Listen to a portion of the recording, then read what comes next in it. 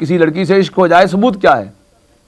کہ اب اس کو حاصل کرنے کے لیے اپنے والدین کو چھوڑ دے, اپنے گھر بار کو چھوڑ دے, اور کوئی چیز بھی چھوڑنی پڑ جائے, وہ کہے کاروبار یہ کاروبار ٹھیک نہیں, تم پہلے اچھی کاروبار جو ہے وہ اختیار کرو, اچھی جاب جو ہے وہ لو, پھر میں تم سے شادی کروں گی. اب وہ اس کے لیے جد و جہد کرے, تو چھوڑنا جو ہے یہ قربانی جو ہے عشق کا ثبوت ہوتا ہے. تو چھوڑو,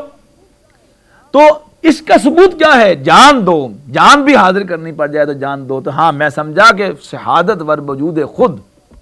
زخون دوستاں خواہی, کہ تو اپنے وجود کی گواہی جاتا ہے اپنے دوستوں کا خون بہا کر.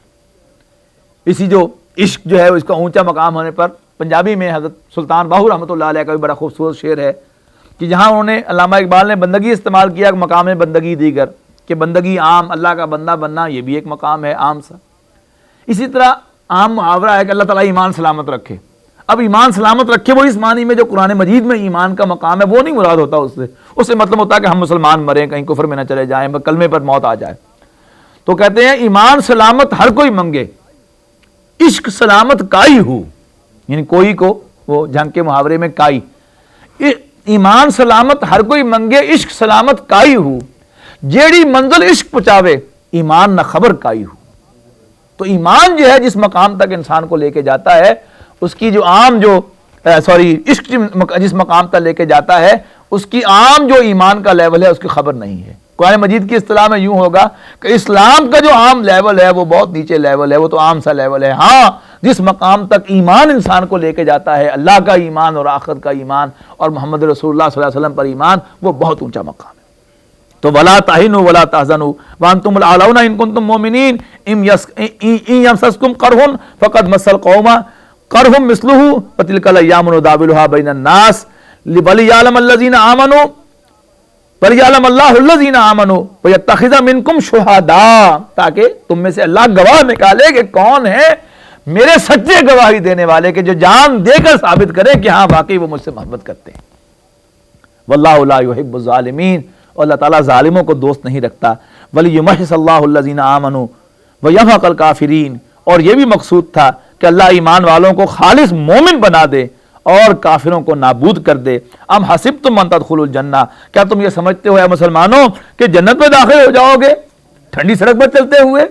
ریڈ کارپیٹ پر چلتے ہوئے؟ نہیں, جان لو ام حسبتم ان تدخلوا الجنہ, کیا سمجھتے ہو کہ جنت میں داخل ہو جاؤ گے؟ ولما یعلم اللہ الذین جاہدوا منکم ویعلم الصابرین, ابھی تو اللہ نے تم میں سے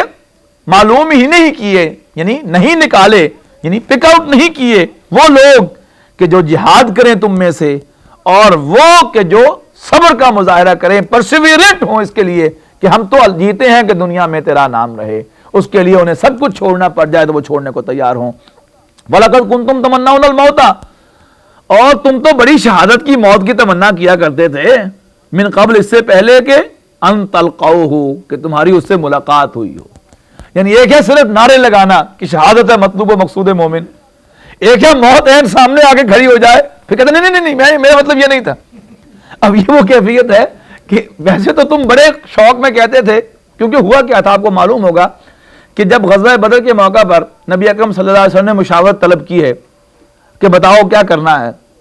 تو ایسا معاملہ ہوا کہ کوئنسیڈنٹلی کہنا چاہیے, حقیقت میں تو اللہ کی یہی مرضی تھی, کوئنسیڈنٹلی یہ ہوا کہ عبداللہ ابن ابی کی رائے اور حضور صلی اللہ علیہ وسلم کی رائے ایک ہو گئی. اور وہ رائے کیا تھی کہ ہمیں مدینہ کے اندر رہ کر, شہر کے اندر رہ کر, جو کہ پھر بعد میں غزوہ خندق میں ہوا, ہمیں مقابلہ کرنا چاہیے. عبداللہ ابن ابی نے کہا بھی تھا کہ ہمارا تجربہ ہے کہ جب بھی ہم نے شہر میں رہ کر جنگ کی ہے ہم نے فتح پائی ہے, اور جب بھی باہر نکلے ہیں تو ہم نے مار کھائی ہے. تو لیکن کچھ نوجوان صحابہ جو تھے جوش شہادت میں, وہ بڑی بڑھ چڑھ کے تقریریں کر رہے تھے کہ نہیں ہمیں زنانیوں کی طرح گھر میں نہیں بیٹھنا چاہیے, ہمیں میدان میں جانا چاہیے اور یہ کرنا چاہیے, ہم مرد ہیں عورت نہیں ہیں. حضور صلی اللہ علیہ وسلم نے بھی فرمایا کہ ٹھیک ہے میں بھی مرد ہوں. تو حضور صلی اللہ علیہ وسلم نے فیصلہ فرما دیا ان کے حق میں, اور حضور زرہ پہن کر باہر آ گئے. اب یہ اس کی طرف اشارہ ہے کہ وَلَقَدْ كُنْتُمْ تَمَنَّوْنَ الْمَوْتَ, اور جب وہ تینوں کی بارش ہوئی, جب خالد بن ولید رضی اللہ تعالیٰ عنہ نے پھر آ کر حملہ کیا اپنے رسالے کے ساتھ, اور پھر جو تینوں کی بارش ہوئی, پھر یاد آئے مسلمانوں کو کہ ہو یہ تو غلطی ہو گئی, پھر مسلمان پیٹ پھیر کر بھاگے باقاعدہ. پھر حضور صلی اللہ علیہ وسلم نے باقاعدہ آوازیں دے دے کر تمام خاندانوں کو واپس بلایا ہے, یاد ہوگا آپ کو تاریخ میں. اب یہ اس کی طرف اشارہ ہے کہ پہلے تم نعرے لگا رہے تھے, بڑے بڑکے مار رہے تھے پہلے کھڑے ہو کر کہ جی ہم